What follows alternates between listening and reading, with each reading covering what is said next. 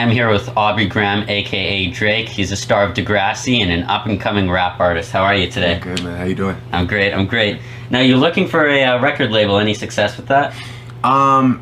It's been good so far. You know, definitely. I could have had a record deal already. I'm just looking for the right situation. Oh yeah. You know, a lot of things need to be in place for me to want to commit. You know, I mean, a record deal is like a marriage, so you got to really find out about somebody and know what their best interests are before you take that vow. So that's I'm looking though. I'm definitely looking right now. Yeah. And All Things Fresh, is that your current record label that you run? Well, it's funny, like ATF, like which is All Things Fresh. It was actually started out as a group of my friends that just we'd go out and we would sort of go out and either go like for a nice dinner or just buy, like, you know, go to the club and buy champagne, and everybody started noticing us as like a crew, you know. So it's more of a crew of people that really just have the same, like, you know, we like to get money, we like to enjoy ourselves, have fun. ATF is more my friends, but my label actually is called October's Own, and I run it with two partners. It's Oliver El-Khatib and Noah Shabib, who goes by 4040. And that's the label that's the imprint that I'm working under, is October's Own. So I see. And you know, can you let us in on some of the record companies that have offered? Yeah, I mean, I've had meetings with everybody. You know, I've had meetings with Interscope. I've had talks with Universal Motown, Rockefeller Records, Def Jam. I had a big meeting last week with Koch, Sony, Epic. Oh yeah. That looks like a pretty good situation. I don't know. I mean, you know, originally I really wanted to be on Def Jam or Rockefeller, but you know, they got a lot of artists over there right now, and I think that what I have to offer is very unique. You know, it takes somebody who really is trying to break into a mainstream market and understands the power of marketing itself. And I'm not saying Def Jam, Rockefeller does, but I think that maybe they're what they need right now in terms of artists is a little different than where I'm at. A lot of rap music, it's all about the online hype. You have Soulja Boy, you have other artists, and they just, you know, they see these big names for the record labels and they say, okay, I've had all this internet hype. Yeah. This isn't doing anything for me. It just it's a record label name. It's just not getting me any new fans or putting my name out. You gotta kind of they have to complement each other. You know, the artist has to complement the label and vice versa, because when one is more powerful than the other, then, you know, you either get an artist who like doesn't want to sign to a label because they feel like they have too much to offer, or you get a label who you always want the label to be interested in helping you in the sense of like progressing even further. You don't want them to be coming to you saying, how can we start your career off? Because that's always when it gets a little sticky, I think, with artists. You know, somebody phrased a saying to me, but I forget how it goes right now, or else I'd say it and sound really smart, but I can't remember right now. But it was a really good saying though, and I'll bring it up next time we do an interview for sure. Yeah, and MySpace has ranked you the #1 unsigned artist in Canada. What do you think of this? It's crazy. Like, I mean, it started like this is like probably the most intimate interview I've done, because we're where it started right now. Like, this is my dwelling, you know, and it's like it started right here, just me being like, yo, I want to rap and I want to do this music thing and take it seriously. And I learned and I sat and I observed and I watched, and it's crazy to go on there. We were actually, it was funny, we were in the studio the other night just going on different artists MySpace, like artists that are signed, like people like, you know, big people. I won't say any names because I don't want to put anybody down, man. It was some big people that we went on their MySpace, and I definitely like had more plays than them for the day, and it's crazy, you know. I mean, it's a great thing. It shows me that maybe corporate America doesn't get it yet, and the record labels don't get it, but definitely I think the people really appreciate it, you know, and somebody keeps coming back. Whether it's one person, that's all I need, that one guy to make himself known, you know. But it's a lot of fans. And where do you think the fan base started from? Do you think it was from Degrassi, or do you think it was from your friends just passing it on to other people? Oh no, I definitely think that if it wasn't for Degrassi, I think it would be it wouldn't be as grand as it is. I think that I think people keep coming back because the quality of the music is great, and I have confidence in that. I definitely have confidence in my music, and I know that I offer people, you know, a great product to listen to. But the fan base, like Degrassi, was a stepping stone. You know, it was why people saw my face, and maybe they were even eager to hate, like even eager to be like, yo, this dude has a MySpace, I just want to hear how whack it is. Yeah. And then they go on, and you know, I get a lot of those emails like, yo, I went on your MySpace and I thought that shit was gonna be whack, like I thought it was gonna be this and that and that. And then they're like, yo, but you're really talented dude. I gotta tip my hat to you, you know. So those are always the best ones, definitely. Now where do you think you'd be without MySpace? When you went online, was it like, I know I'm gonna make a MySpace now, or did you sort of, I mean, did you know about it, about MySpace before you started rapping, or? No, I kind of found out about it along the way. Actually, it was a rapper named Promise that put me on to MySpace. And Promise has been so, no pun intended, but prominent in my life, in terms of just putting me onto these internet things. And he's really on it, you know. So he was like, yo, get a MySpace. It's the new thing. Like, this is like probably, I don't even know when it was. Like, it had to be a couple years ago, or like at least like a year and a half ago. And he was like, yo, get a MySpace. I'm telling you, it's the new thing. You'll do so well on there. Get your music out. And I kept ignoring his invites and requests. And then eventually everything was just MySpace. And when I met Trey Songz, like, he had a MySpace. And so, you know, it just made sense to put the record up there and see how it did. And after that, you know, I mean, I wish I could put more work into my MySpace. There's a dude that I want to do my MySpace, but he's just very busy. He's a web designer, but I really want to make my MySpace more interactive for the fans in the future. But yeah, MySpace has been essential in my hype and my buzz. Definitely, it's a place for people to go and listen to my music, which is always great, you know, for free. Now, you were talking about Trey Songz. You do a lot of collaborations with him. Yeah. Were you friends with him before this rap thing started? How did you meet him? And you know, is it sort of a friendship, or is it just, you know, a professional sort of relationship? It's funny, like, I met Trey in Atlanta. Originally, it was like straight business. You know, I had a record that I wanted him on, which was Replacement Girl. I wrote it. I sent it to him. He listened to it, and he really liked it, you know. And I mean, even when I got there, he told me, like, yo, I don't just jump on any record. You know, I turn down a lot of people. A lot of people want me on their songs, but the songs are just not up to par. I don't do it, even if they have the money. You know, so me and Trey, I think we just recognized, like, I love R&B, but I can't do it as well as he can. You know, he is like one of the best singers I've ever heard in my life. I think he sort of vice versa recognizes he loves rap. And I think he admires what I'm able to do with a rap verse, you know. So me and Trey just saw eye to eye, and then, you know, just being two young dudes who, you know, have the same interests, which is like females, music, money. Like, you know what I mean? We just bonded, and Trey, you know, Trey's been like an older brother to me. Like, he's looked out for me. I mean, he's the reason my video was on 106. Like, he's looked out for me in ways that he really didn't have to, because it, like you said, it could have just been straight professional. Like, here's your song, here's my, you know, whatever, and that's done. The transaction is done, you know. But Trey, me and Trey now probably have about six or seven songs together.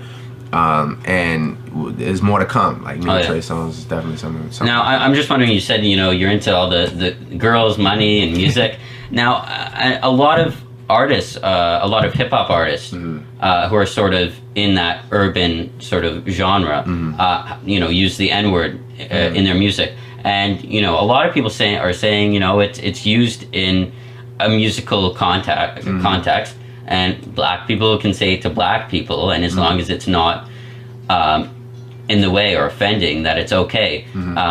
But then you have people like Al Sharpton, who say, you know, shouldn't be in music, should not be in anything. What's your take on that? Well, I think you have to, you know, that's a very interesting question, because I personally do use it in my music, you know, and it's a tough thing, because I never feel when I'm doing it that I'm wrong. I never consider that. But then, you know, I also take an interest in my people and my other lyrics. Like, just because I say that word, you know, I'm never necessarily surrounding it by other phrases that are bringing down black people. You know, if anything, I think my music show that black men can be intelligent, that black men can have real thoughts, as opposed to just shooting guns and doing all the stupid stuff that maybe society thinks that we do as rappers, as black men, as whatever. But I think you know, like, Nas's new album title is also interesting, you know, and I'm interested to see what he does with that, because he has so much hype around the fact. I don't know if you know that his album title is just the N-word, like, you know. And I'm interested to see what he does and what he has to say. I think maybe I'm interested to see what he does and what he has to say. I think maybe I'll even have more to say after I hear that record. I want to know. Yeah, I mean, to me, like, Nas is a visionary, and I'm curious to see where the industry goes. You know, definitely. I mean, I'm respectful of the times, you know, like, and if the times change, like, if there were, like, it was a unanimous decision, like, we're not gonna do this anymore, and no one uses the N-word, and it's really offensive, and now all of a sudden it's like the wackest thing to do. Obviously, I mean, I wouldn't be able to do it, because, you know, I have to do it for the people. But right now, I mean, my music, I think I say it, but I never say it in a derogatory way. And I'm also, like, I come from a family in Memphis, Tennessee, where it's like, it's just something we say to each other, you know. And it's like, it's not really like something. It makes the music natural. Yeah, sometimes, I mean, I don't even really want to say that, because that could even be used against me. Like, I don't. At the end of the day, it's a racial slur. It's something that hasn't clicked with me yet, and maybe I'm too young, or maybe I just haven't delved that deep into the black culture to be like, I'm never gonna say that. And you know, like me, I'm just a young kid that loves to make music, and, you know, it's just a word that tends to come up in my music, but it's never like something that's to bring people down. You know, I just say it because it's part of my vocabulary, just like the F word, just like a lot of different things. You know, it's nothing offensive. It's just injected in my vocabulary. So. Now, as an unsigned artist, do you run every aspect of your career, or do you have different people doing everything? Because if you had a record label, you know, have one company doing all marketing, all publicity. So are you basically doing that all yourself, or do you have individual people doing that stuff for you? Well, I personally pretty much do everything, along with like, my mother helps me with the mixtapes, like sending them out to people, and that's real cool that she takes an interest like that.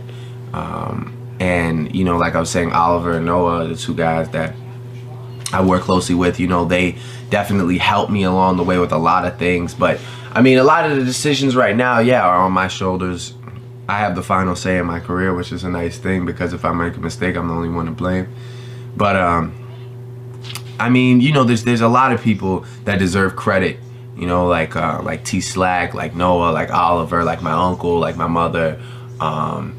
A lot of people help me and inspire me, and then there's producers, a list of producers. It's not just me. It'll never be just me. You know, an artist has a great team. That's why they're a great artist.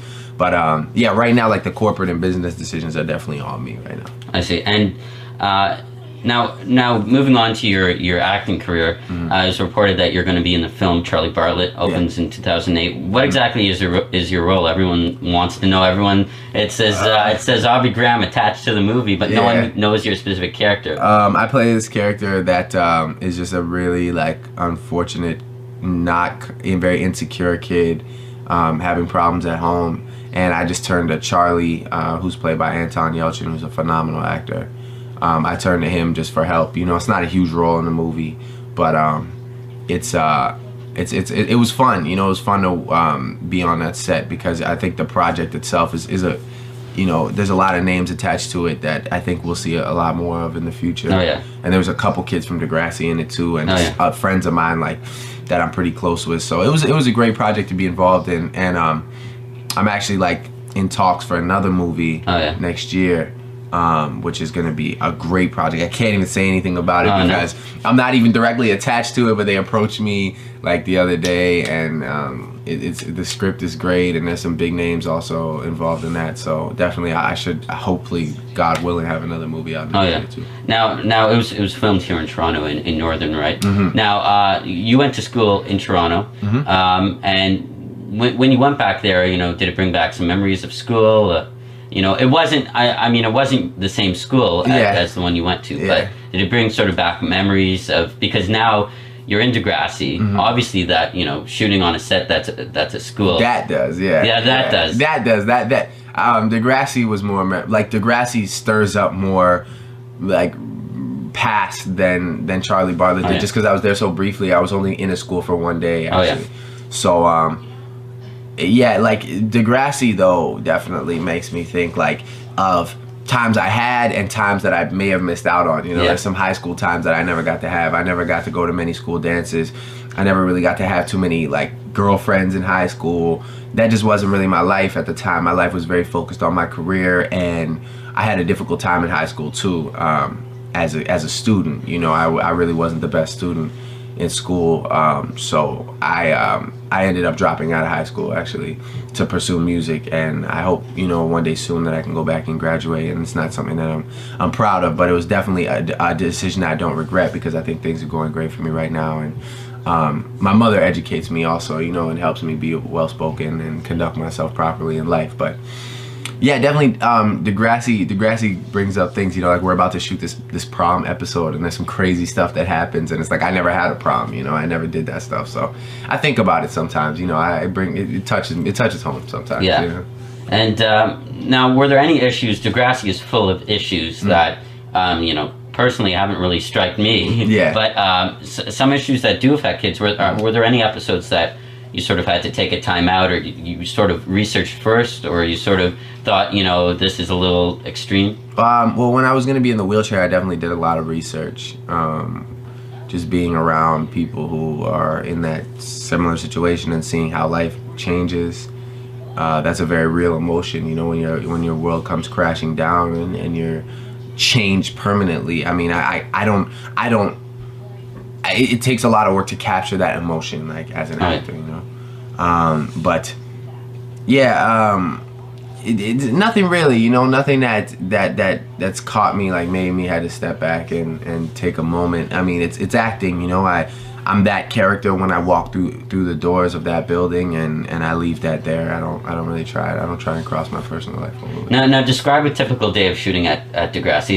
Is it always the same, or is there some sort of schedule, or is it just, you know, today's 9 a.m., today's 4 p.m.? Yeah, it's usually like, if it's a full day for me, like I had a full day, I think last week.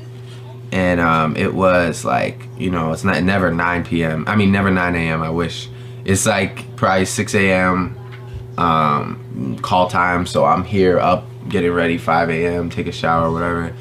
Go there. Craft services is my savior. I go get like a tea and like some food, and then it's just shooting nonstop. Like if you're in every scene, you really do not have a moment to rest except from 1:30 to 2:30, which is lunch. But it can be from 6 a.m. to 8 p.m. if it's a full day, or 6 to 7:30.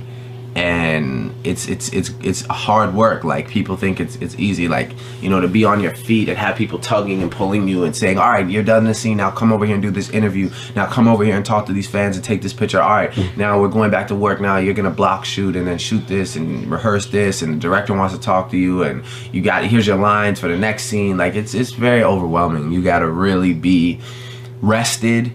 And if you're not, it's the hardest day in the world. Now, how did you get your start on Degrassi? Was it already on air before you were approached, or before you approached them? I actually got an audition through my agent, and I was supposed to be it was a role for a football player, like a Greek football player. It was like what I auditioned for, and yeah, it was crazy. They just changed the role, you know, and it became Jimmy Brooks, like this character that they almost made as I walked in there, which was a great feeling, you know. It let me know that I impressed them, and it was cool to be a part of something from the jump. Like the first episode, the first day of shooting, I was there. Now, are you tight with the people on Degrassi? Is it pretty much after shooting you don't see them, or, you know, do you get together with them? I'm definitely close with them, you know. They're my family. I love them. We're all grown up, and we all live separate lives, and everybody has their goals and their you know, I mean, everybody has their boyfriends or girlfriends or their family or their close friends.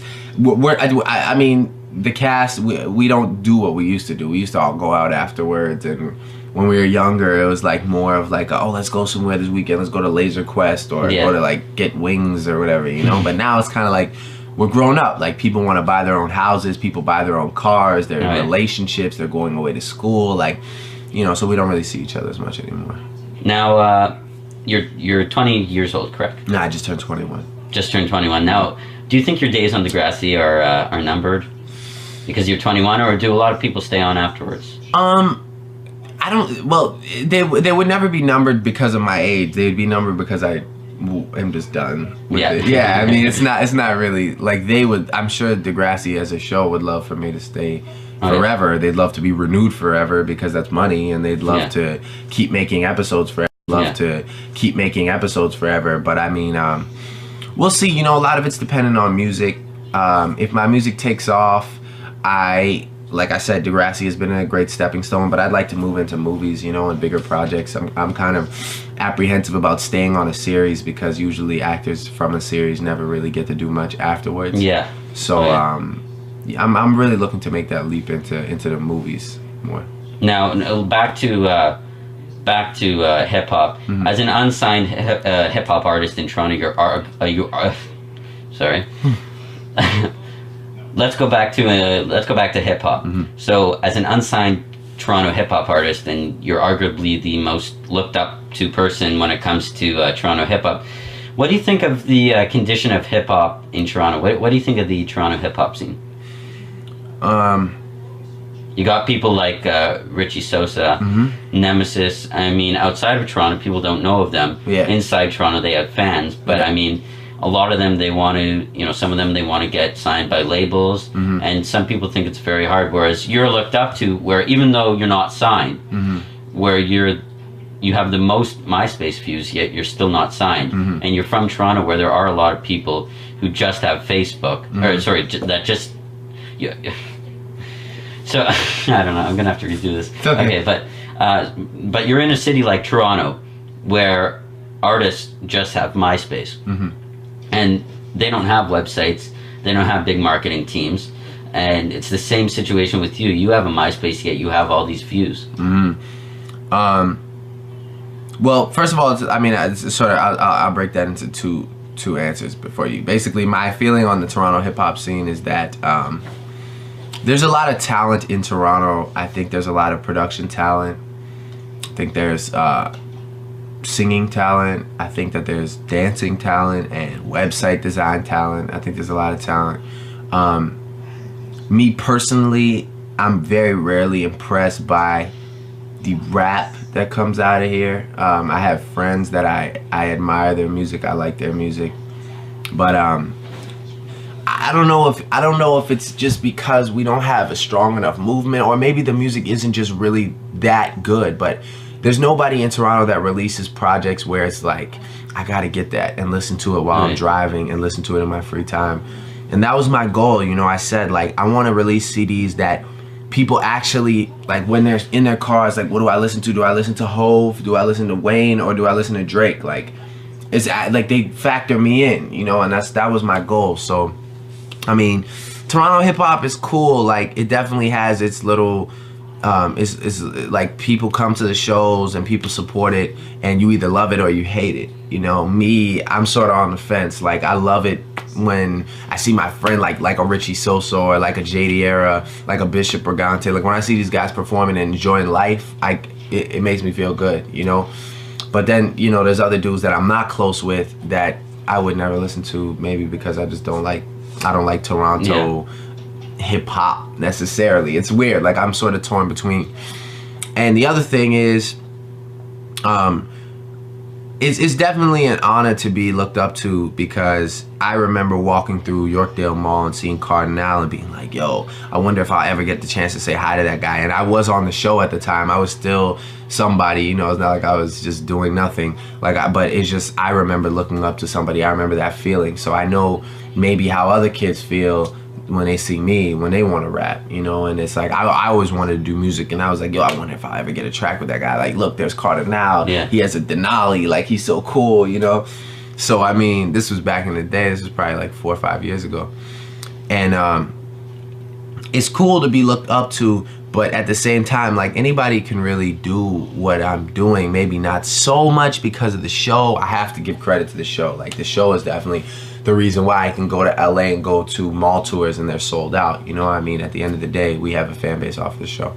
But that's the thing, right? Like you said, you know, a lot of artists just have MySpace and just have, you know, a couple songs and don't have a website, don't have marketing, don't have anything. And then they get disappointed when they only sell like 70 records, you know. And it's like, you gotta understand that this is about marketing. Like, this whole thing is about marketing. It's about your image. It's about your story. You gotta be appealing to people. And if you're gonna release a record in Canada, you have to do something that nobody else has done, or else there's no point. That's how I see it.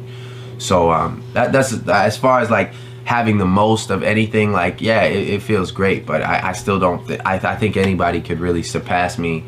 No, I shouldn't say that. I don't believe that. I mean, I think I'm doing pretty well, but definitely somebody could be on my level in terms of awareness and buzz. Like, I think that's very easy. You just gotta think, and you gotta have some money. That's all. Now, you must have a hectic schedule traveling to all these places. How do you not go insane? I just utilize my free time, you know, and try and make the most of it. And just try, you know, I pace it. Like, people always say, like, yo, you walk so slow, or you talk so quiet. Like, I have to, man, because if I get too worked up, then I will go crazy. You know, it's a lot to deal with. It's a lot of people wanting me to do a lot of things. So, you know, I just take my time and just be cool, man. That's the best I could do, you know. Great. Well, here's Aubrey Graham, aka Drake. Thank you very much for having us. Thank you, man. I appreciate it. Thank you for coming.